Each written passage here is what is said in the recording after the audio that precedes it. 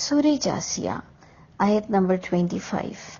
اعوذ باللہ من الشیطان الرجیم، بسم اللہ الرحمن الرحیم۔ ہم پچھلی آیتوں میں دیکھ رہے تھے کہ اللہ تعالیٰ بڑے ناراض ہیں اور کہہ رہے ہیں کہ علم ہونے کے باوجود، یعنی الہامی کتاب وحی کا علم ہونے کے باوجود، جب انسان اللہ پر جھوٹ بولتا ہے یا نان اوتھینٹک باتیں کرتا ہے، وہی سے ہٹ کر اللہ رسول پر جھوٹا ایک من گھڑت دین لوگوں کو سمجھاتا ہے، تو اللہ فرماتے ہیں ایسوں کو میں علم کے فائدے نہ اٹھانے پر مہر لگا دیتا ہوں، سماعت پر بھی، قلب پر بھی۔ اور باقاعدہ رسول اللہ صلی اللہ علیہ وسلم کو انہوں نے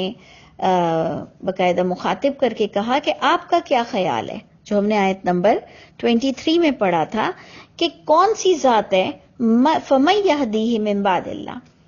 کہ جس نے علم سے فائدہ نہیں اٹھایا تو کون سی ذات ہے جو ان کی اب رہنمائی کرے گی۔ تو آپ نے دیکھ لیا کہ رسول اللہ صلی اللہ علیہ وسلم سے ہی پوچھا جا رہا ہے کہ کیا آپ ایسوں کو ہدایت دے سکتے ہیں، یا کیا رائے ہے کہ پھر کون ان کو ہدایت دے سکتا ہے۔ نصیحت پکڑنے کے لیے یہ کتاب آئی، اور قیامت کے عقیدے کے پر پھر ہم نے اگلی آیت میں پڑھا کہ لوگوں نے کہا کہ ہم جیتے ہیں اور مرتے ہیں فقط اس دنیا ہی میں، اور نہیں ہمیں ہلاک کرتا مگر زمانے کی جو چیزیں اور زمانے کی حالات، نظریات کی وجہ سے ہم مرتے ہیں، نہیں تو کوئی اللہ کا فرشتہ آ کے نہیں موت دیتا، کوئی اللہ کے حکم سے موت نہیں ہوتی، کوئی ہمیں دوبارہ اٹھایا نہیں جانا۔ یعنی اتنا فرق آ چکا تھا، جبکہ اہل کتاب کی کتاب میں کوئی کمی نہیں رکھی گئی تھی، جیسے قرآن میں کوئی کمی نہیں رکھی گئی، جو آپ نے باقاعدہ سورہ جاسیہ میں پڑھا کہ فَبِأَيِّ حَدِيثٍ بَعْدِ اللَّهِ وَآيَاتِهِ يُؤْمِنُونَ، کس حدیث کی ضرورت باقی رہ گئی تھی اللہ کی آیتوں کے بعد کہ بندے کا ایمان کمپلیٹ ہوتا۔ تو بالکل اسی طرح پچھلی کتابوں کو بھی اللہ نے اتمام نعمت کیا تھا، ہدایت تھی، پر نور تھی، لیکن آپ دیکھیں کہ کتنا ایرر آ گیا لوگوں کی سمجھ میں، کیونکہ انہوں نے ہماری طرح ڈائریکٹ اپنی الہامی کتاب کو پڑھنا بند کر دیا تھا۔ اور پھر جب ہم نے یہ بات پڑھی آیت نمبر اب 25 میں ہم دیکھ رہے ہیں کہ وَإِذَا تُتْلَى عَلَيْهِمْ آيَاتُنَا بَيِّنَاتٍ، اور جب تلاوت ہوتی تھی، پڑھ کر سنایا جاتا تھا ان پر ہماری روشن آیتیں، واضح آیتیں، مَا كَانَ حُجَّتَهُمْ، تب ان کے پاس کوئی جواب نہیں بنتا تھا، جس سے پتہ چلتا ہے کہ کس بات پر کسی کو کوئی جواب نہیں بنتا۔ دیکھیں ایک عربی کو دیکھیں، وَإِذَا تُتْلَى عَلَيْهِمْ آيَاتُنَا بَيِّنَاتٍ، جب پڑھی جاتی تھی، تلاوت ہوتی تھی ان پر ہماری واضح آیتیں، روشن آیتیں، کلیئر آیتیں، مَا كَانَ حُجَّتَهُمْ، تب ان کے پاس حجت کی کوئی گنجائش ہی نہیں رہتی تھی۔ تو حجت کی گنجائش کب نہیں رہتی ہے؟ جب آپ بھی اس کتاب کو الہامی کتاب مانیں۔ یعنی اگر میں کسی سے بحث کر رہی ہوں مسلمان سے، اور اگر میں اس کو اللہ ہی کی کتاب سے دلیل دے دوں تو پھر اس کے پاس کوئی حجت نہیں رہتی ہے۔ بالکل اسی طرح اگر میں بھی سورج کو سورج مانتی ہوں، وہ بھی سورج کو سورج مانتا ہے، اور میں کہوں یہ سورج ہے، تو اس کے پاس کوئی حجت نہیں ہوگی یہ کہنے کی کہ یہ سورج نہیں ہے۔ تو جو لوگ اس زمانے میں بھی الہامی کتاب مانتے ہوئے علم ہونے کے باوجود بھی دوبارہ جی اٹھنے کا ایمان نہیں رکھتے تھے، آج ہم مسلمانوں میں یہ کمی دیکھتی ہوں اپنے آپ میں بھی کہ ہم منہ سے تو نہیں منع کرتے ہیں، ہمارے منہ سے تو یہ بات نہیں نکلتی کہ جی میں نہیں مانتی قیامت کو، لیکن میرے عمل اس بات کی گواہی دیتے ہیں کہ میں واقعی شاید قیامت کو بہت ہی اگنور کر رہی ہوں یا فور گرانٹڈ لے رہی ہوں، یا خدا نہ خواستہ کچھ لوگوں کے لیے تو عقیدہ ہے کہ جی انبیاء کرام شفاعت کر دیں گے، یا اور بھی بہت کچھ گڑبڑ گھوٹالا ہے کہ ان کے لیے تو سورہ ملک بھی ان کی شفاعت کر دے گی، تو سورہ رحمان بھی شفاعت کر دے گی۔ ہم کچھ عجیب سے کانسیپٹ میں مبتلا ہیں، جس پر میں سمجھتی ہوں اللہ بہت ناراض ہوں گے، اور ہم نے سچ مانے تو محمد صلی اللہ علیہ وسلم کا حق ہی مار دیا، کیونکہ وہ اللہ کی کتاب ہمیں سکھانے آئے، ہم پتہ نہیں کون سی کتاب کے پیچھے دیوانے ہوئے ہیں۔ تو جناب اللہ فرماتے ہیں کہ ان کے پاس جب یہ آیت تلاوت ہوتی تھی ان کی کتاب کی، جب یہ بھی آیتیں ان کی کتاب کو تصدیق کرتی تھی تو ان کے پاس کوئی حجت باقی نہیں رہتی تھی سوائے یہ کہ وہ اس پر کہتے تھے کہ اچھا چلو، اگر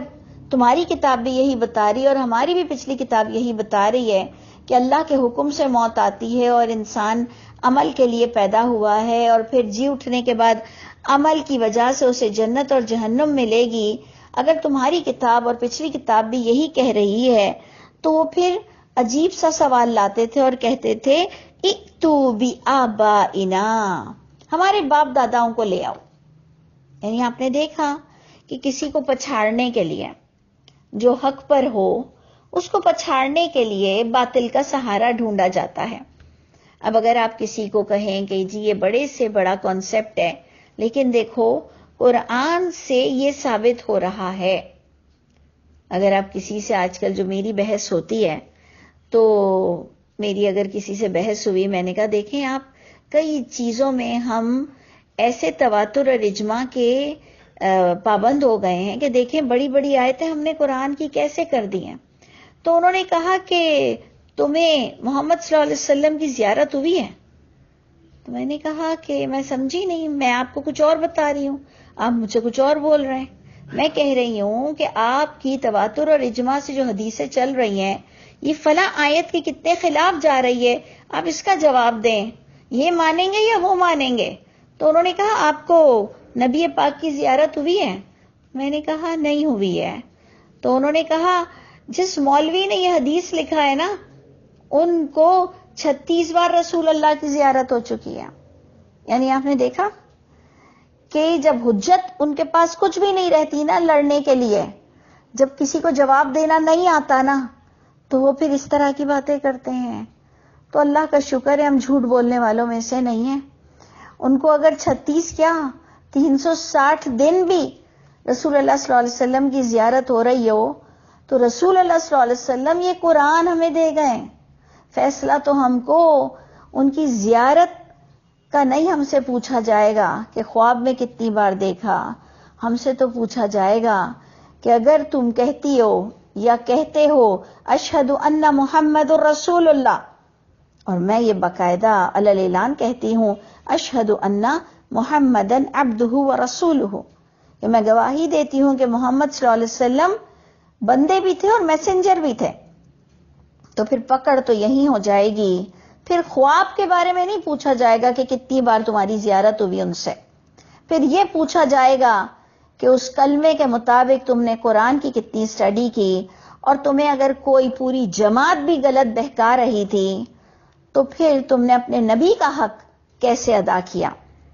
اور جس سے ہم ریڈ ہینڈڈ پکڑے جائیں گے۔ تو آپ دیکھیں کہ ان کے پاس بھی جب کوئی حجت نہیں رہی، جب محمد صلی اللہ علیہ وسلم نے جی اٹھنے کا ایمان انہیں ان کی ہی کتاب توریت اور انجیل اور زبور سے دے دیا، جب محمد صلی اللہ علیہ وسلم نے ان کو انہی کی کتاب سے جی اٹھنے کا عقیدہ دیا تو ان کے پاس کوئی حجت نہیں تھی سوائے یہ کہ وہ کہتے، یا انہوں نے کہا کہ ہمارے باپ داداؤں کو اٹھا کے لے آؤ ان کنتم صادقین، اگر ہو تم سچوں میں سے۔ تو اب آپ سمجھ چکے ہوں گے کہ باطل پرست جب ہارنے لگتا ہے فضول باتیں شروع کر دیتا ہے۔ تو اللہ تعالیٰ نے اس کے جواب میں اپنے نبی کو کہا کہ آپ ان کو کہہ دیجئے کہ جو باپ داداؤں کے بلانے کی باتیں کر رہے ہیں، بات کچھ اور ہو رہی ہے، آپ ان کو کہہ دیں اللہ یحییکم، اللہ وہی زندگی دیتا ہے تم کو، ثم یمیتکم، وہی اللہ وہ موت دے گا تم کو، ثم یجمعکم، پھر وہی اللہ جمع کرے گا تم کو الی یوم القیامہ، قیامت کی طرف تک، قیامت کے دن تک۔ تم دیکھ لینا کہ اللہ تمہیں قیامت میں کیسے اٹھائیں گے، وہی زندگی دیتے ہیں، وہی موت دیتے ہیں، تمہیں گردش زمانہ سے موت نہیں آتی، تمہیں باقاعدہ اللہ کے حکم سے ایک مدت پوری کر کے اپنے اعمال کے ساتھ جانا ہے۔ اور اس کے جواب میں انہوں نے کچھ بھی نہیں کہا کہ میں باپ داداؤں کو کیسے زندہ کر لاؤں، انہوں نے کہا بس اب اللہ پر یہ معاملہ چھوڑو، سمجھنا ہے تو سمجھو، نہیں سمجھنا تو نہ سمجھو، اور یہ وہ دن ہوگا لا ریب فیہ، جس میں کوئی شک کی گنجائش نہیں ہے۔ شک کی گنجائش کب نہیں ہوتی؟ جب وہ آپ کی بھی کتاب میں تحریر ہو اور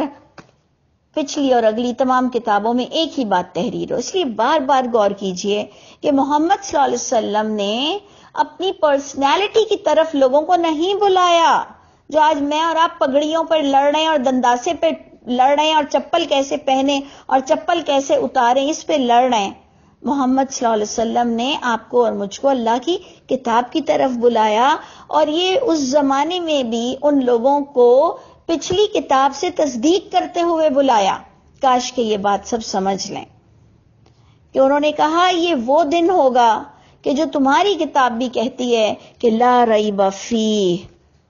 اس دن میں کوئی شک و شبے کی گنجائش نہیں ہے. لیکن اکثریت لوگوں کی ولیکن اکثر الناس لا یعلمون، لیکن اکثریت میجورٹی پیپل الہامی کتاب کو ڈائریکٹ پڑھتی ہی نہیں ہے. لا یعلمون، علم کی اتنی کمی ہے الہامی کتاب کو ڈائریکٹ پڑھنے کے لیے، کیونکہ جب آج ہمارے ہی مسلمانوں کے بڑے عربک کو اتنا کمپلیکیٹڈ کر دیں کہ ایک سیدھی سادی عربی کو گرامر سے پڑھانا شروع کر دیں، کیا آپ کے بچوں نے انگلش اردو گرامر سے پڑھی ہے؟ تو بس شاید ہم چاہتے ہیں کہ ہم فیوڈل لارڈ بن جائیں، یا ہم چاہتے ہیں کہ ہر کوئی فتوے اور فقہ کا ماسٹر نہ ہو جائے. اللہ جانتے ہیں، ہو سکتا ہے میں غلط فہمی کا شکار ہوں یا بدزنی ہے. اللہ ہم سب کے اندر محبتیں اور حکمتیں اور رحمتیں ڈال دے اور ہم سب کو قرآن کا ماسٹر مائنڈ کر دے. ادھر باقاعدہ بتایا جا رہا ہے وَلِلَّهِ مُلْكُ السَّمَاوَاتِ وَالْأَرْضِ. یاد رکھو جتنی بھی آرگیومنٹ کر لو، اللہ ہی کے ہاتھ میں ہے بادشاہت، آسمانوں کی بھی اور زمین کی بھی. وَيَوْمَ تَقُومُ السَّاعَةُ، اور جس دن وہ ساعت قائم ہوگی، وہ گھڑی قائم ہوگی، وہ قیامت قائم ہوگی. یومئذ، اس دن، یخسر المبطلون، اس دن گھاٹا پائیں گے باطل پرست لوگ. آپ نے دیکھا پچھلی پورے کانٹیکس کو غور کریں کہ رسول اللہ صلی اللہ علیہ وسلم ان کو پچھلی کتاب سے بلا رہے ہیں اور یہ فضول کے کویسچن کر رہے ہیں کہ ہمارے باپ داداؤں کو لے آؤ اور ہمیں کوئی اللہ کے حکم سے موت نہیں آتی. تو اللہ کہہ رہے ہیں ٹھیک ہے، جس دن قیامت قائم ہوگی کافی انہیں پچھلی کتاب سے بھی سمجھا دیا گیا ہے. اور آج ہمارے لیے بھی یہ نشان ہے کہ ہمیں بھی اللہ کی اس کتاب سے کافی چیزیں سمجھائی جا رہی ہیں، بلکہ کمپلیٹ ایمان یہی ہے کہ ٹوٹل دین ہی اس کتاب میں ہے. تو ٹھیک ہے، باطل پرست گھاٹا پائیں گے. اور آگے اللہ فرماتے ہیں وَتَرَى كُلَّ أُمَّةٍ جَاثِيَةً، تم دیکھو گے کہ پوری امت، پورے دنیا کے گروہ گھٹنوں کے بل بیٹھے ہوئے ہوں گے، گھٹنوں کے بل گرے ہوئے ہوں گے. کل امت تدعا الی کتابہا، تمام گروہ، چاہے وہ کسی انبیاء کرام کے ہوں، چاہے کہ وہ کوئی سے بھی گروہ ہوں، سب اللہ کے خوف سے کانپ رہے ہوں گے، گھٹنوں کے بل گرے ہوئے ہوں گے اور بلایا جائے گا. تدعا، انہیں دعوت دی جائے گی، انہیں پکارا جائے گا الی کتابہا، اپنے اعمال نامے کی طرف. دیکھیں ہم نے بار بار یہ بتانے کی کوشش کی کہ ایک کتاب الہامی کتاب ہے جو لوح محفوظ میں ایک ہی فارمیٹ کے ساتھ کتابیں ہیں، اور ہمیں ان کتابوں میں سے ایک حصہ دیا گیا. کچھ کو زبور ملی، کچھ کو انجیل، توریت اور قرآن مجید. ٹھیک ہے، ایک کتاب ہے ہمارا اعمال نامہ لکھا جانا، ایک کتاب ہے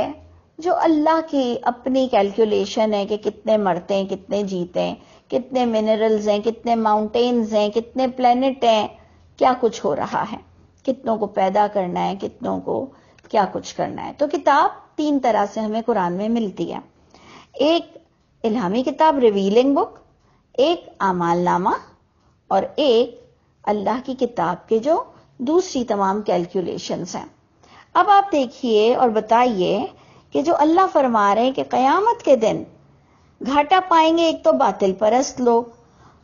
اور بلایا جائے گا ہر امت کو، ہر انسان کو اپنی کتاب کی طرف. تو اس وقت اعمال نامے کی طرف اشارہ ہے کہ اپنے اعمال نامے کی طرف اسے بلایا جائے گا. الیوم تجزون، آج کا دن ہے کہ تم بدلہ دیے جا رہے ہو. یعنی یہ آج قیامت کا دن اللہ فرماتے ہیں تمہیں بدلہ دیا جائے گا ما کنتم تعملون، جو تم نے عمل کیا تھا، چاہے بے علمی میں کیا، چاہے انجانے میں کیا، چاہے اللہ کی ذات سے غفلت برت کر کیا، چاہے کسی سے ڈر کر اللہ کے قانون کو توڑا، جو بھی تم نے کیا تمہیں اس کی جواب دہی دینی پڑے گی۔ اس لیے اب بھی ہم ہوش میں آ جائیں کہ ایک تو اپنی طاقت کو پہچانو کہ آپ اللہ کی قسم بہت طاقتور ہو، خدا کی قسم آپ اور میں بہت ہی طاقتور ہیں، اور جس نے اپنی طاقت کو ہی نہیں پہچانا اس سے بڑا بے وقوف کون ہے؟ کہ اللہ تعالیٰ ہمیں کہتے ہیں مت اتباع کرنا جو تمہیں اپنی خواہش نفس کی طرف بلائے، جو تمہیں جھوٹی باتوں کی طرف بلائے، مت اتباع کرنا گناہگاروں کی۔ اس سے پتہ چلتا ہے